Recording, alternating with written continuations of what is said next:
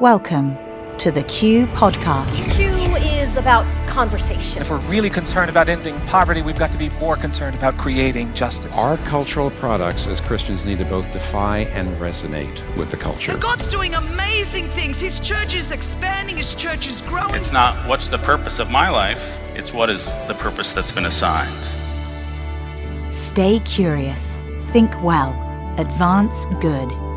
This is Q.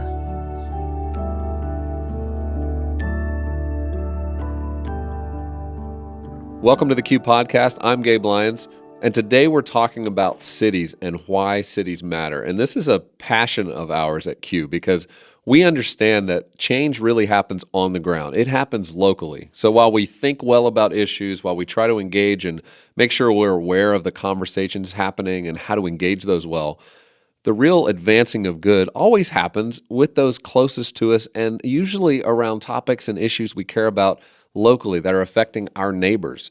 You know, we do have neighbors. We have global neighbors. We have neighbors that live across the country, but there's nothing like boiling this down to the person that lives across the street or the person who shares in the school that you participate in with your children or the person that's going to the local coffee shop or the businesses or participating in the local government or volunteering at the local school.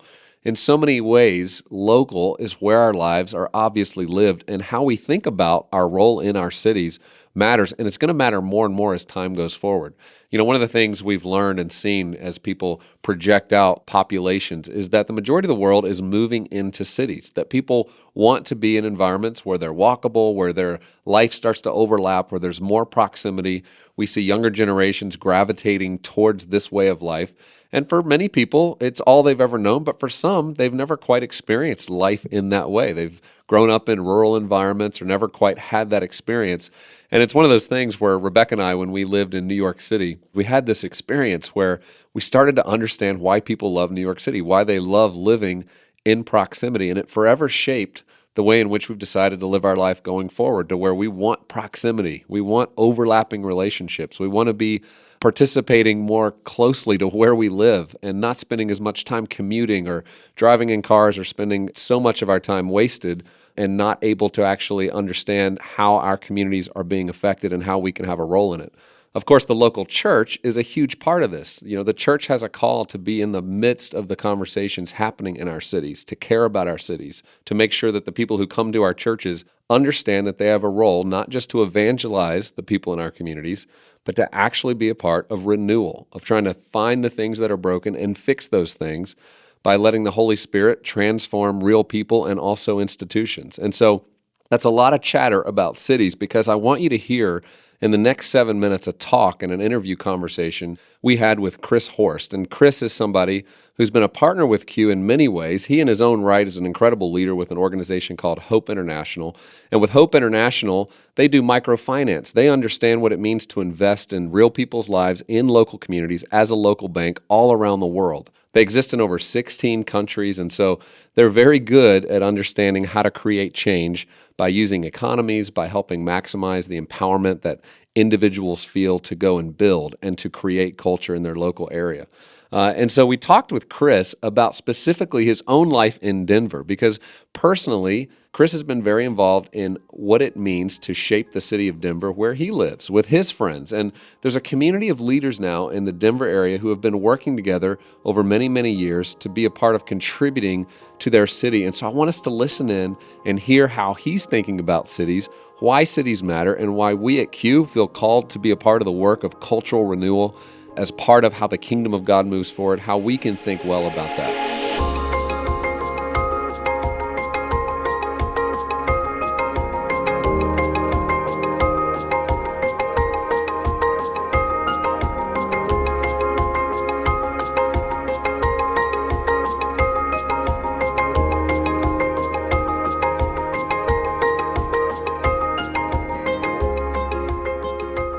Welcome, Chris Horst from Denver, please.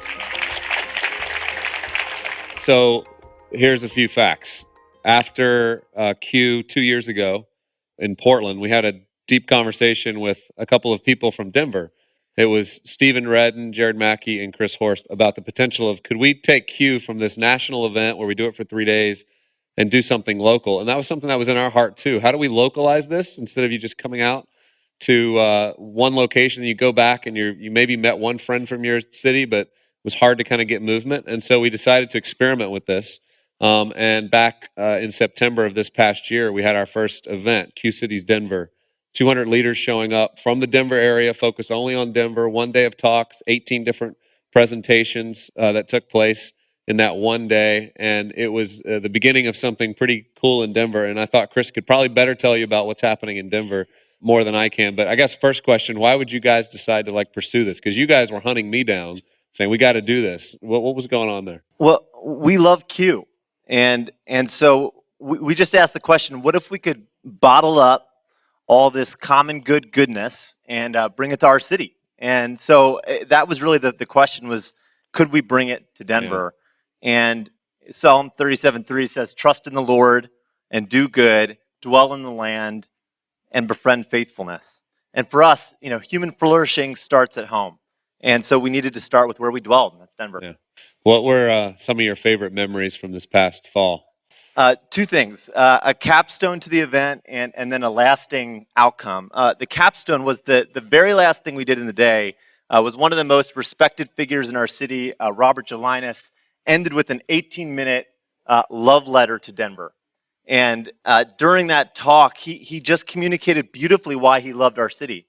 And we ended with everyone standing, and he said a prayer for our city, and there wasn't a dry eye in the room. Just really this commissioning call to the people of Denver and the church to embrace our city. And the second was the guy who was there named Jeff Hainan. He came with the seed of an idea and left with the fire in his belly to do something about it. And he left and founded an organization called the Denver Institute for Faith and Work, which is going to have lasting repercussions in our city, encouraging Christians in their vocations and in their work. I'd love to introduce Jared. Where's Jared and Steven? Are you guys around somewhere? Stand up. These are the guys who helped do this. Give them a hand for their leadership. And we don't need to worry about the clock. Nobody else has. Okay, so just act like that's not even part of the event this year, and we'll just keep going. Why did you feel like Denver needed this event? Get comfortable, just settle in. Why did you guys feel like this was something? Why did you feel like your city was maybe ready for something like this? Yeah, 3 reasons. One, we wanted to unearth and celebrate the untold stories of God at work in our city. That was the first reason. Second, we wanted to bring together Coloradans across ecumenical and vocational lines. Lawyers, Lutherans, authors, pastors. We wanted to bring together the whole church. And third, we wanted to take on really sticky issues. We wanted to take on gay marriage. We wanted to talk about the legalization of marijuana. The Mile High City took on new meaning this past year. And we also wanted to talk about the failure of our education system for our most vulnerable kids in our city. Yeah. So all our topics at Denver, just so you know, focused on Denver. And all the presenters, except for myself and Sky Chitani, who came in, were all local leaders. We had urban architects there talking about the latest neighborhoods they're developing. it was a beautiful local artist that created beautiful art. Yeah. It was a really cool thing. How did you see what happened those 15 hours we were together? How has that started to affect how Christian leaders within your city are starting to respond? Well, I've had conversations even this week with folks who I didn't even know went to the event, who came from Denver to be here. And the thing I've heard the most, it's just stirred their imagination. It stirred their thoughts beyond sort of their own industry and their own sector and their own church. And they got to meet a lot of really incredible leaders from all different slices of the church within our city. So that I think it's just stirred creativity within the church. It was cool for me coming from the outside to sit back and see leaders who've, again, you guys have been doing great work in Denver. It was awesome. Q just became this place to kind of give a stage to it and a platform for people to work together and celebrate some things. And Robert, who closed out the event, just saying, we've all been working on this stuff, but we've never all sat in the same room. Well, and I would say, we could have gathered 200 church leaders and done a potluck in a basement of a church somewhere. Right. That would have been possible. But we really wanted to elevate the dialogue and have conversations of significance and an event that was up to that task. And so Q really brought the horsepower and the creative engine to bear on that event and took it from being just any old event that we could do in Denver to something that was really significant and lasting for Well, our city. it was great partnering with you guys. And I know, by talking about this, I know there's some of you sitting there going, we need to do this in our city. Some of you are saying, no way. But for those of you who are saying, this is something you're interested in, I mean, for us, this is a slow moving thing. We don't have a plan. We're not trying to roll out 10 cities this year that would do this. But we wanted to share with you a story of one way that we've started to create, and we did it together. It was a mutual relationship. It would not have happened without leaders on the ground saying, we want this and we're going to work on it, give a lot of time and energy to it. But it was an amazing success. It was so encouraging for me to see it's kind of founding this thing, to see it starting to expand and go way beyond me and start to move. And I'm excited about where God might want to take all this. Well, I once heard a talk by a guy named Mark Burnett, and he said, if you wait for certainty, guess what happens? Nothing. Yeah. I don't remember who interviewed him, but he said that comment. And I think if you're out there and you're thinking, should we pursue this or not? I'll just tell you that all you have to do is put your hand to it. It was a gift to Denver. It was a gift that day, and it continues to be a gift to our city. So I'd encourage you to at least think about it. Yeah, cool. Well, thank you, Chris. Thank you all. Let's thank Chris for their leadership.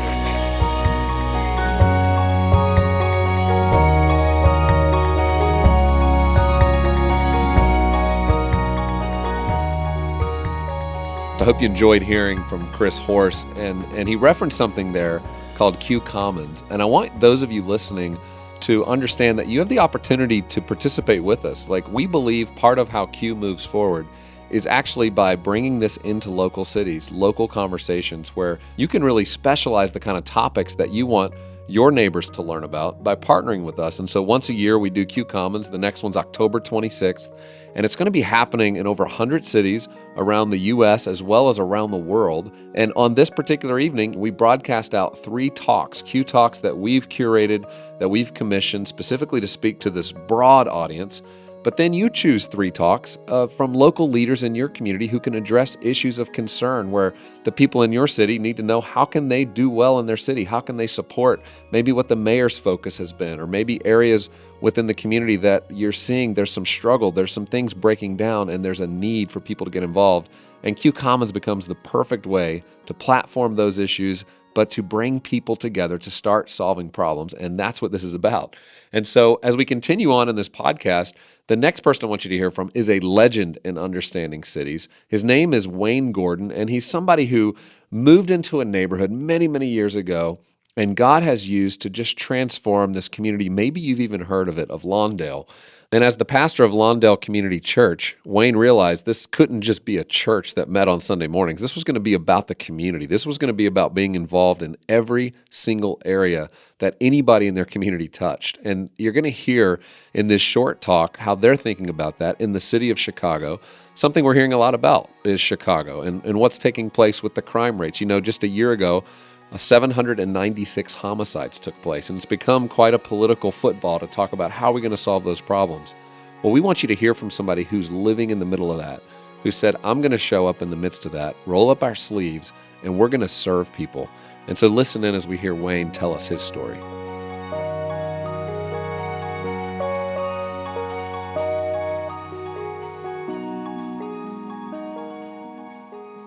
Well, my first year of teaching at Farragut, I inherited a class second semester, and the teacher before me had a seating chart, and I walked into the classroom, and there was a seat in the front that was empty for the first few days, and the student just didn't come. And pretty soon I looked up the name and looked in the grade book and saw that this student hadn't been coming to school, so I called the phone number in the phone book, and it was no answer, and the phone was disconnected. I wrote a note, I think, if I remember right, and I wrote a note to the address, and it came back, address unknown. And so I after a couple weeks of this, I finally got a little creative, and I said, does anybody know where this young man is who sits in this seat right here? And pretty soon, one of the kids in the back says, oh, Coach, you mean Top Cat. Well, I didn't know his nickname, but yeah, okay, Top Cat. Anybody know anything about Top Cat? They said, well, sure. I said, does Top Cat ever come to school? They said, yeah, he gets here. He works at a gas station all night, and so he works all night. He goes home, and he takes a little nap, and he doesn't get here till division, which what you call homeroom in Chicago. And I said, well, if you ever see Top Cat in the hallway and you see me, will you introduce me because he's failing our class? That afternoon, I'm walking down the hallway at Farragut, and all of a sudden, I heard one of my students say, Mr. Gordon, coach, come here. And then I heard him say, Top Cat, come here. And I met Top Cat in the middle of the hallway. I shook his hand. I said, Top Cat, I'm your first period teacher, and you haven't been to class. You're failing the class because you haven't been coming. I said, I know you can pass the class. And I kind of grabbed him by the shoulders, and I just looked him in the eye and says, Top Cat, I know you can pass this class, but you got to come to class. Top Cat looked me right back in the eye. And he said, Mr. Gordon, I'll be there tomorrow. Well, sure enough, the next morning, 7:45, when I walked into my classroom, Top Cat was a man of his word. I walked into that room, and there in that seat for the first time was Top Cat. Now, Top Cat was the kind of guy, if you're a school teacher, you really hope you get to teach, because he went from a failing student to a D, to a C, to a B, to a straight A student. He became my most prized student, never tardy, never late, always there. But then one day I walked into the classroom about 3 months later, and the seat was empty. I waited 3 or 4 minutes, and all of a sudden I realized Top Cat probably wasn't going to be there. And I said to the rest of the class, I said, wow, this is the first time Top Cat hasn't been to class since he started coming back. Does anybody know anything about Top Cat?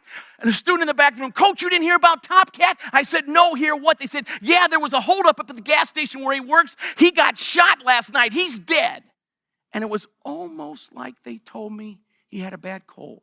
I remember that day so well. I remember sitting at my desk that day. Tears began to stream down my cheeks.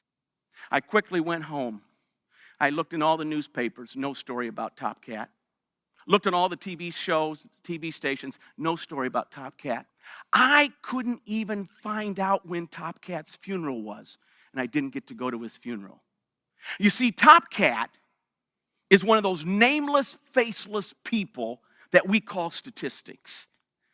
You see, in Chicago right now, we've had more young people murdered and shot and killed with guns than our military in Afghanistan and Iraq put together so far this year. And it seems like nobody really cares.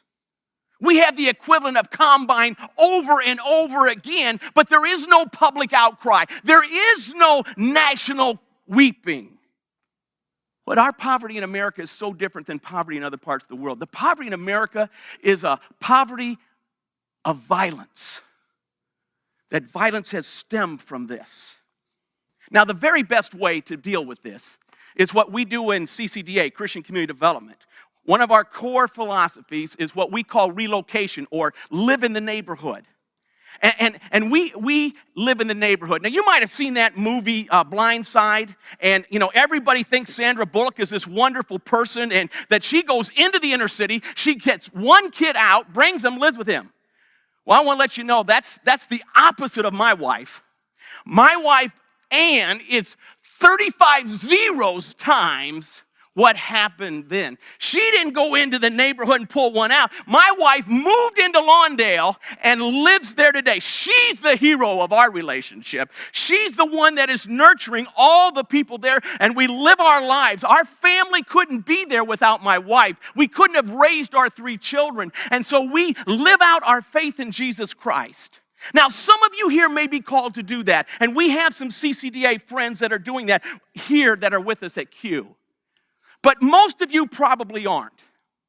But I want to let you know that the way you can be a part of this, there's still some things that you can do. You may not live in poverty neighborhoods in America, but there's some things that you can do.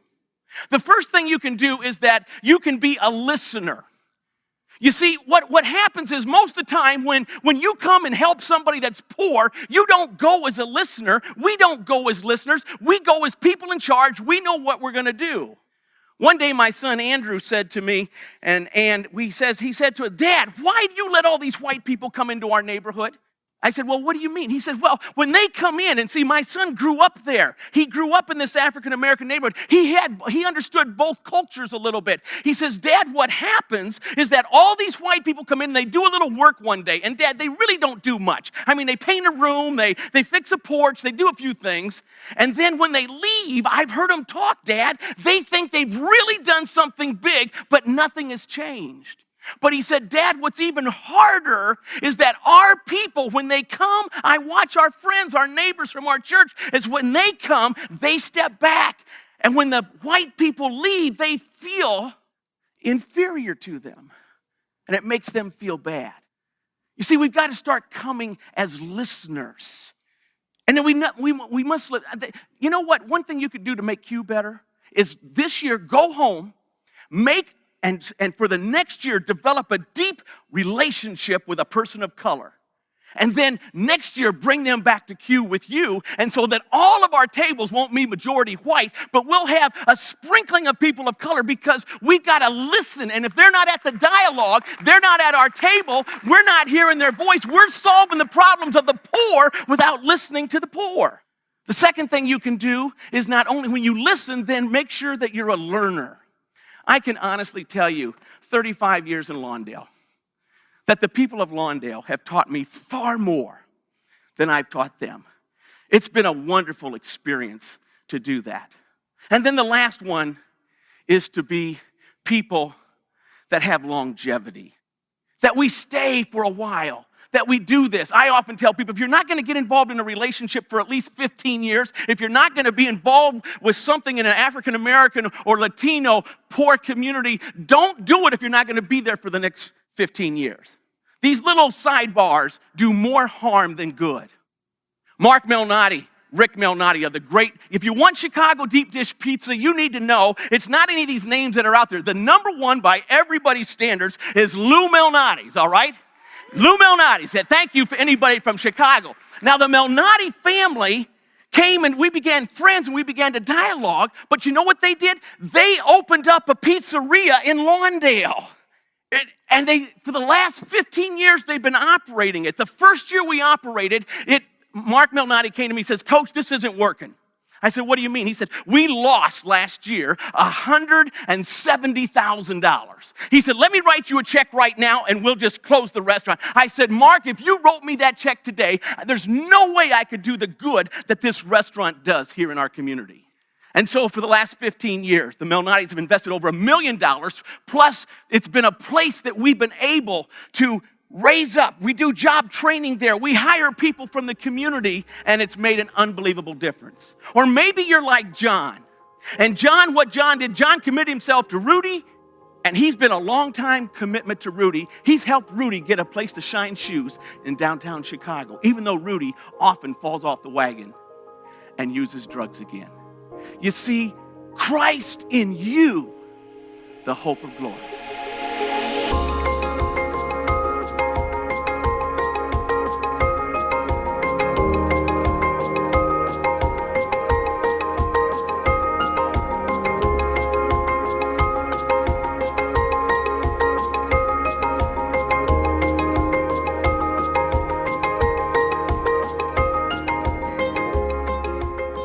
Well, I hope Wayne's story is inspiring to you. It's always amazing to me to think about families who've dedicated their lives. They said, look, the belief in Jesus isn't going to just be a belief. It's not just going to be a set of ideals and ideas and theology, but it's going to be lived. And then they go in and they live this out. And you start to see the fruit in the number of lives that have been changed because of this. And not only that, the untold other cities now who have leaders like Wayne leading in this way because of his model and because his example. And so I just hope you're encouraged today, and you're encouraged to just take an extra moment to think about what would it look like for you to really care about the needs of your city. And don't be overwhelmed by all of the needs. Think about what are the areas God's given you a passion for. What are the areas maybe where you've experienced some sense of struggle and you've been able to overcome it? And maybe you can offer that story. You can offer your wisdom. You can offer the help and advice that maybe somebody gave you along the way to help somebody in your community who might be dealing with a very similar problem. You know, that's the way God works. He takes all the areas of our stories where we've been broken, where we've experienced struggle, and He turns it into something that can help other people and help us truly love people through those experiences. And so I hope you'll walk away today just encouraged to do that. I appreciate you listening to the Q podcast. And we mentioned earlier Q Commons. I want to invite you to go to qcommons.com. If you care about bringing these kinds of conversations to your city where the people in your community are able to learn about the real issues, and they're actually able to meet some of the change makers, the people who are leading, who are creating solutions to the problems. Q Commons is going to be the place to do that. It's taking place October 26th 2017. It's a Thursday night. And we want to invite you to get involved. And if there hasn't been a Q Commons in your city, reach out to us through qcommons.com. Let us know by just selecting that you're interested in being a host. And when you do, we'll follow up with you and we'll talk about what it really takes to lead this conversation. But our dream is to see this in hundreds of cities taking place all on one evening so that the church is leading the conversation in our communities. So thank you again for being a part of the Q Podcast. Looking forward to being together on the next episode. Hope you have a great week.